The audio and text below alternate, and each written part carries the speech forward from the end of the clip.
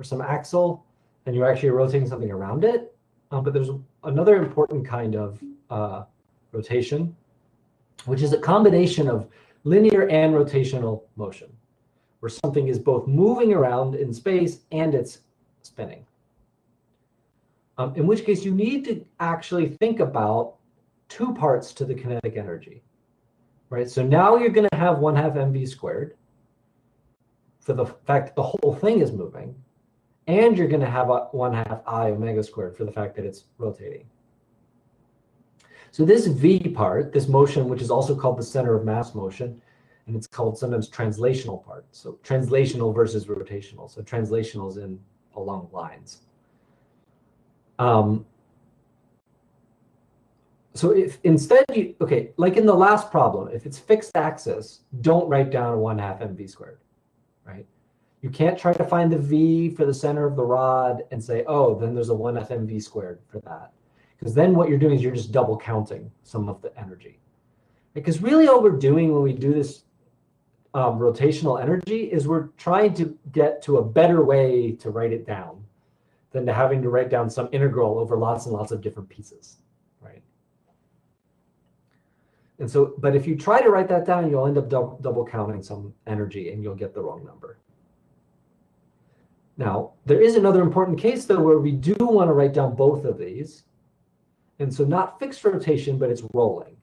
So if something's rolling or really rolling without slipping, that means that essentially it just does a perfect roll, right? So every time it goes around, you just get that's how much it moves.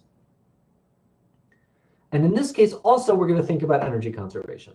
So unless you have some other force, like you also have a rope attached to the wheel and you're pulling it or doing something else like that, or there's some friction on the axle and so you're losing energy that way, unless that's happening, you're going to have energy conservation. Rolling, it's just that the energy is going to go into two types of kinetic energy.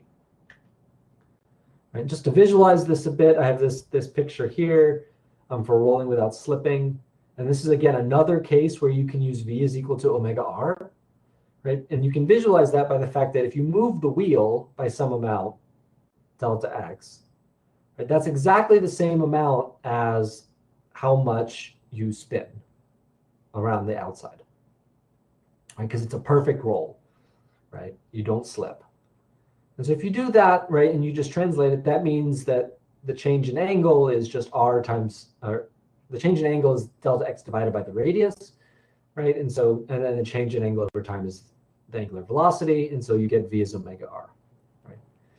So the cases where you do V is equal to omega r is one where you just have a point, and the point is moving around at some distance from the center of rotation.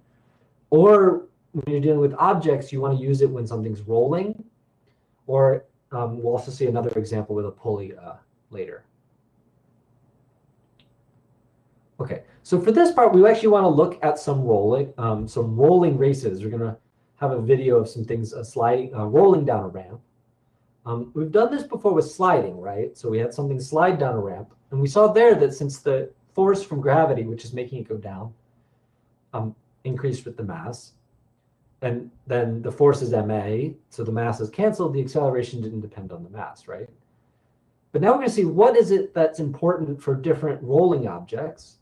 And so I'm going to share this YouTube video, but if that's not working well for you, you can try to load it yourself, although I would try not to go too far ahead, so because I'd like to see what you think about the different races.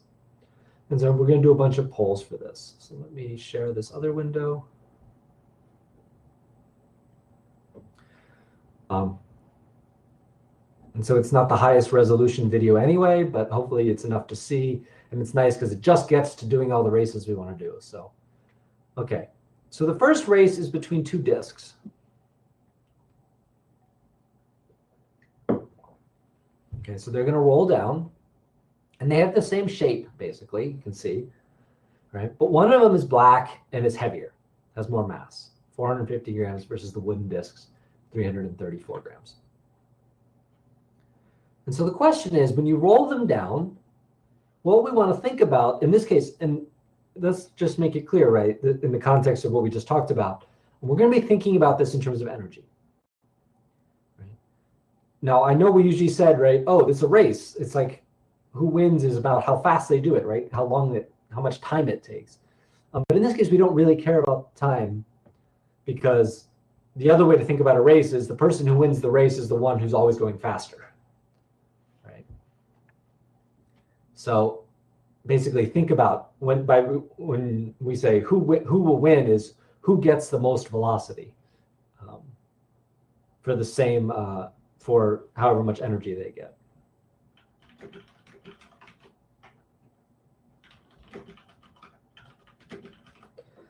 So there's three choices.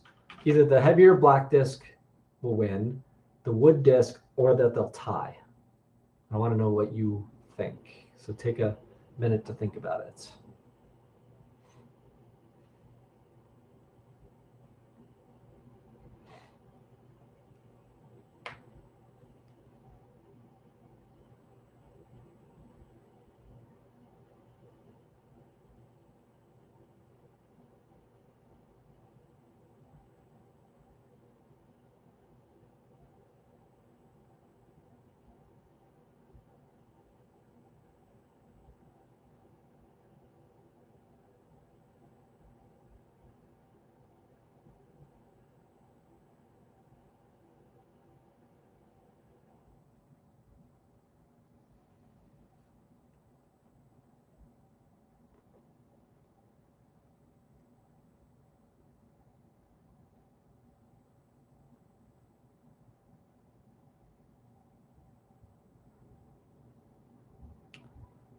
Let's take a few more seconds. I think it's okay on this one to guess. I kind of do want to just know what people's gut feelings are about this, even if you're not sure.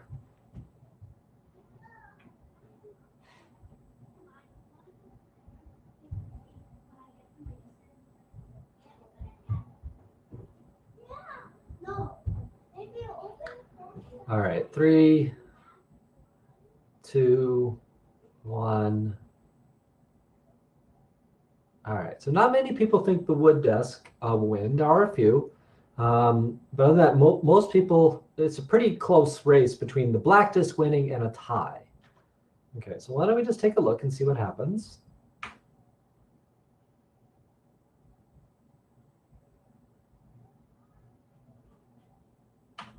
Back up again, watch it again. Right, and you can see there that they're basically right next to each other. Yeah. So you get a tie. So the ties win. Okay, so it didn't seem to matter, right, how much mass each one had. Now that's maybe not too surprising, right? So some people thought there'd be a tie, right? This is like the sliding, right? The more mass gives you both more pull from gravity, but it also makes it harder for you to go, right? So, and those usually will go both linear in the mass, actually. So they cancel out and it doesn't matter. And so that's what we're seeing. Okay, so let's look at the next one. Okay, so you have two cylinders here. Different masses, but from the last experiment, it seemed like the mass didn't matter. So the main difference here is that the radius, right, of the circle between the two cylinders is different. Right? And so there's a small one and a large one. And so who do you think wins this one?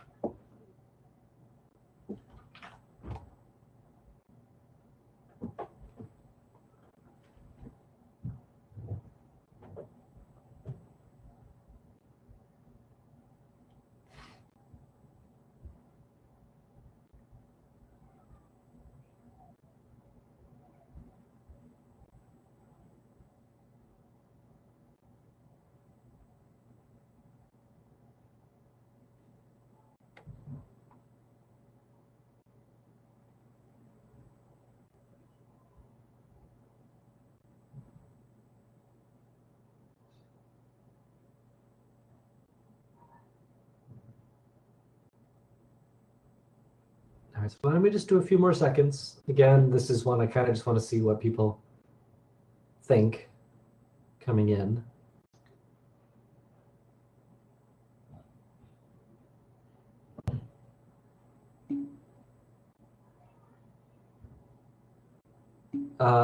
Yes, yes. The first one was a tie. Yeah. So two different masses, same shape, tied. And so now it's two different masses, but we don't think the mass matters because they tied before. Small radius versus large radius. So the same kind of shape, but a different size. Because I'll just tell you right now, right, it doesn't matter the extent sort of along the axis of rotation. Okay, so yeah, just let's take a few more seconds.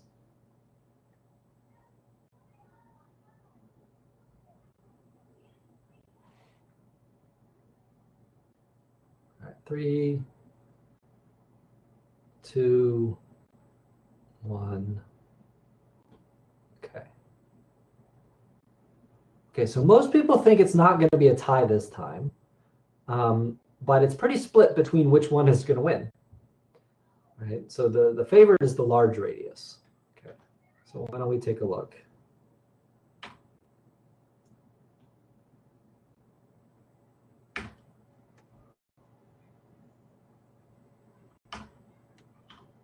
Oh, that's the first one again. I backed up 10 seconds.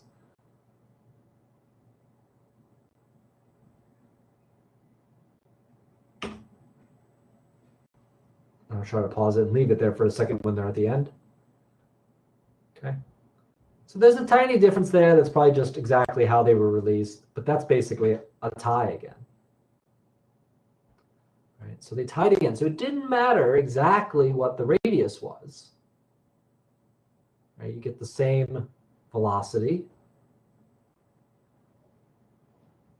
So it didn't matter exactly what the mass was. It didn't matter exactly what the radius was. Does the shape matter? Okay. So now, instead of two disks or two cylinders like we just had, what happens if instead one of them is replaced by a hoop? So all the mass is around the outside.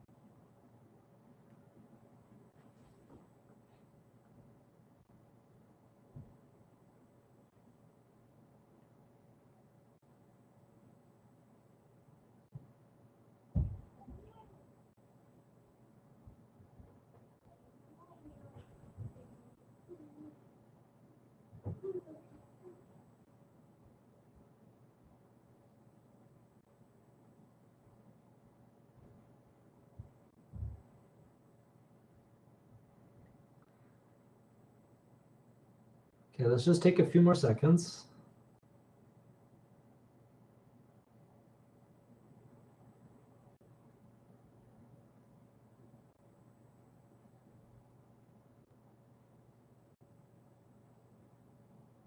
All right, 3, 2, 1.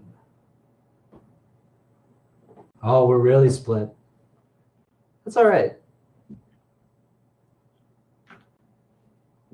I think we need the observation, and then maybe we can see if we can make sense of it. So let's take a look.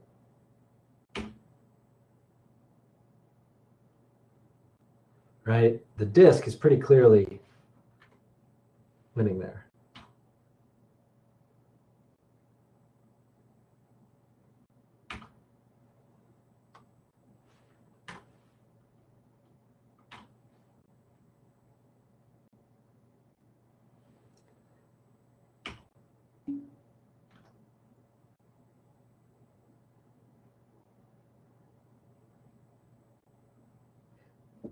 So actually, this doesn't depend on air resistance. We can actually figure out what's going on here. So what we just saw experimentally is it didn't matter what the mass was. It didn't matter what the size was, but it did matter what the shape was. right? And so we can actually go ahead and do this because we've learned enough that we can go and do this problem.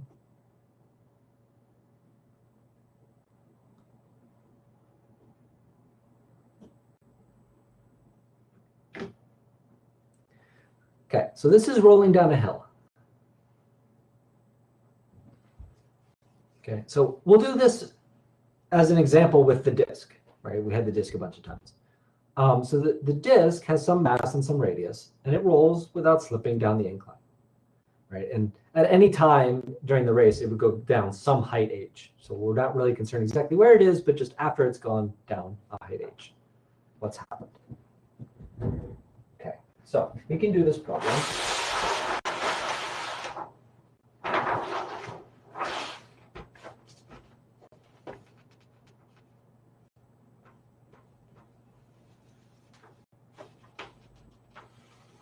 All right, it goes down the slope. There's our disk up there. The height is h. All right, just like in the other problem, or just like when we had something sliding down, because it rolls down without slipping, we can still say that the energy was conserved.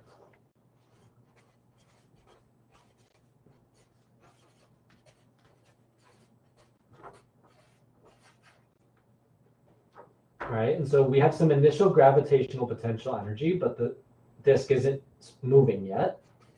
So you don't have initial kinetic energy, right? And so you get some mgh, right? And then this is equal to the final kinetic energy. And then because it's rolling, you have to have both parts. 1/2 mv squared, right, plus 1/2 I omega squared. Right? And because we wanted to see who would win a race, we want to see who has more velocity, right? So more speed will win the race. Right? So we're going to try to find out what v is. So that means what we need, okay, you're given basically m and h, and g is a number, so you're trying to find v. So now we need to deal with this rotational kinetic energy part, right? We need to put in more information there about what we know. So the first thing is we know that it's a disk, which means we can figure out what its moment of inertia should be. And so you go back to the chart and you say, oh, a solid cylinder or disk about its axis has a moment of inertia that's 1/2 mr squared, right? So that's the one in the left middle on that slide. So that's 1/2 mr squared. Well, now that seems like, okay, that seems to depend on the radius, which we thought doesn't matter. So let's see what actually happens here. The other thing is we need to deal with the omega, right? And because it's rolling without slipping, right, I can say that v is equal to omega r, or what we really want to use here, that omega is equal to v divided by r.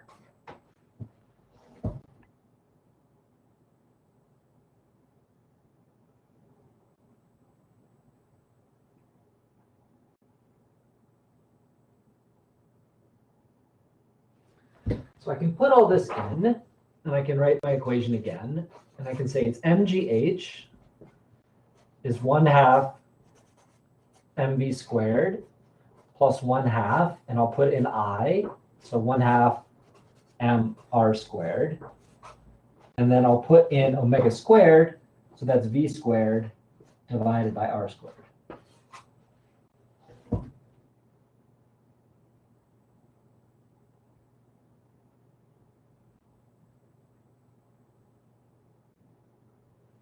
Right? And this formula has everything we just saw in those experiments. The first experiment was, it didn't matter how much mass the disk had, right? You get the same velocity, giving you the same time to do the race for different mass disks. You see that because every term here has an m, and so I can divide by m and cancel them. The second experiment that we looked at said, well, what happens if the radius changes, but you still have a disk? Right? So this formula still works in both of those cases, except you change what r is. But there's an r squared divided by r squared in this formula, so those actually cancel as well.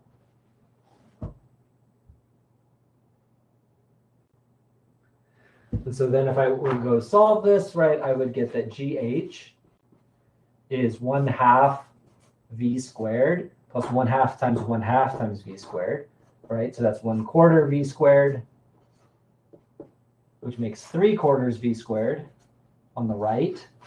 And then if I solve that for v, I get that v is the square root of 4gh divided by 3. So you can actually see that again. Okay.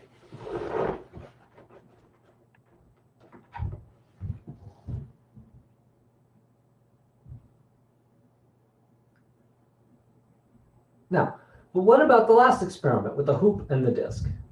What is different if instead of a disk you had a hoop?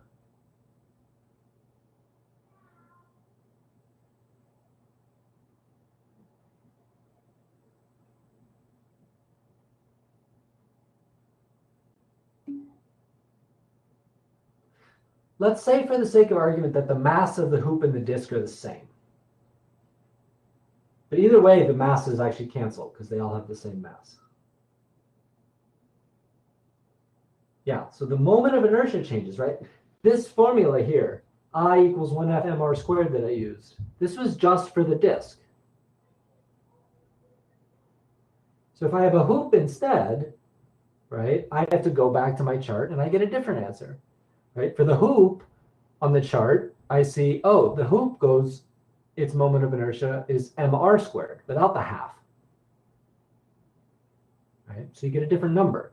So you wouldn't put the half here, and so you'd get a half plus a half equals 1 instead of a half plus a quarter equals 3/4, right? So by changing the shape, by changing the distribution of the mass, right, you change the moment of inertia, which essentially changes how much energy you need to put into rotation to have the same velocity, right? The bigger moment of inertia, the hoop has a bigger moment of inertia. 1 is bigger than a half. So the bigger the moment of inertia, the more energy you need to put into the rotation. And in some sense, the rotational energy is kind of wasted, right? At least in terms of winning the race, because the more kinetic energy goes into the rotation part, the less you have for the translation part, the 1/2 mv squared part, which is what's winning you the race.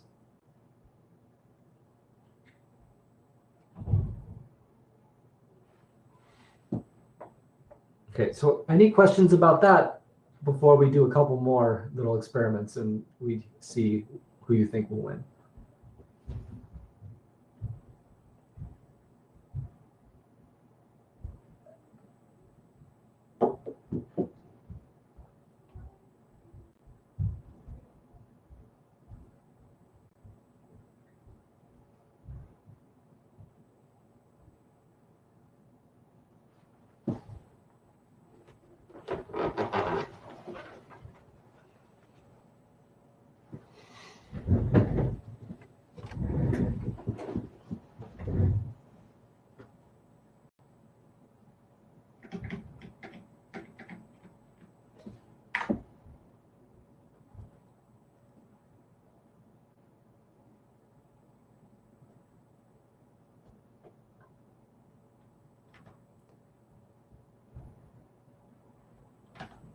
Okay, so next one is this.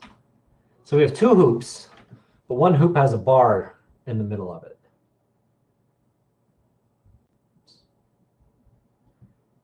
So let's see what you think now. So we spent a bit more time, right, thinking about the details of what's going on in this situation.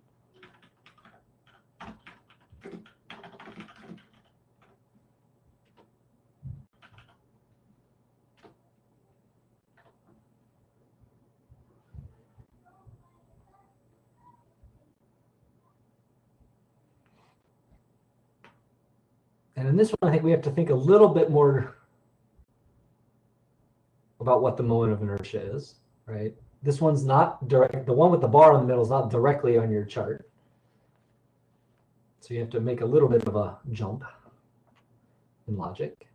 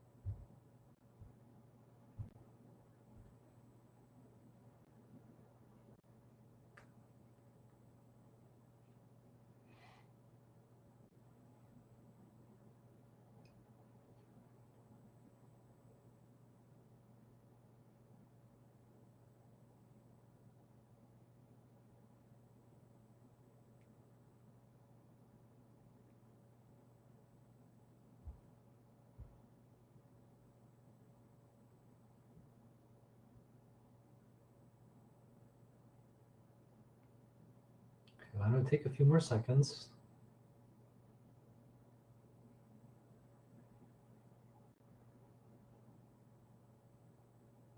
Three, two, one.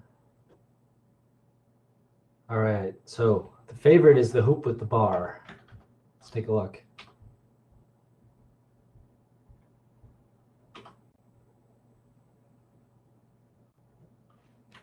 Back up a sec.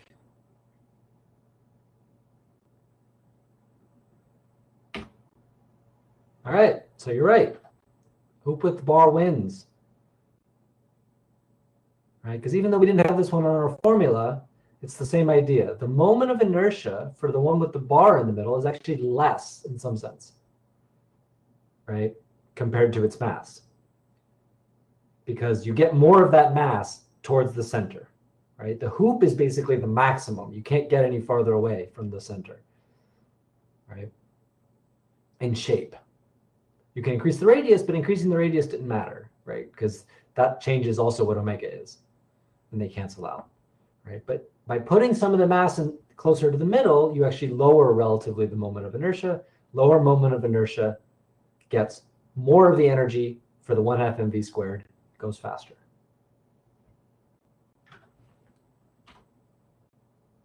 All right, what about this one? About the same mass, ball and disk. So it's a solid ball.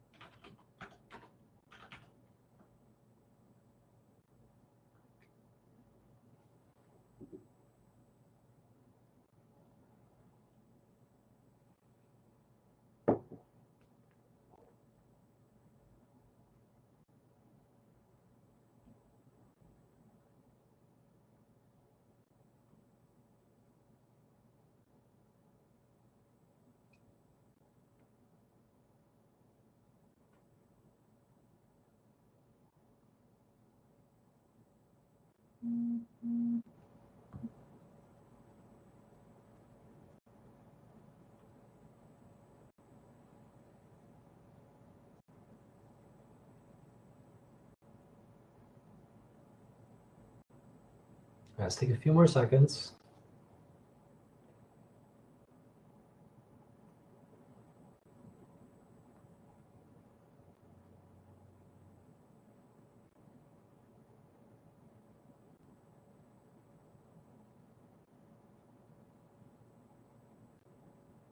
All right, 3, 2, 1.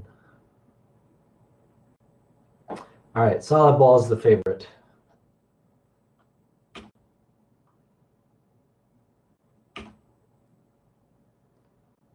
This one's not perfect on their roll, but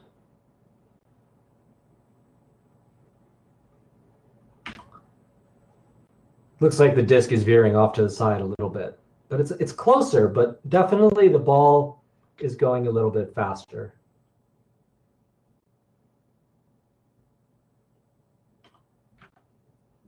All right, so that was right. And why is that? Again, this is when you go back to the chart, right? Solid ball, it's 2/5 mr squared. Disk was 1/2 mr squared. 2/5 is less than 1/2, right? So it has a smaller moment of inertia, or factor on the moment of inertia, right? And so it's going to be able to go faster. We can look at this last one. It's kind of tough to tell exactly what's going on here, so I'm not going to pull it because it's not clear at the first part. I think it's a solid disk and a disk with a hole in the middle, but I'm not sure. And it's just another race. So it must not be that. I'm not sure what this is, or if it's all on the outside or what. But it's just another one. So we don't pull that one. Okay, so any other questions about this idea of rolling stuff and seeing how fast they go?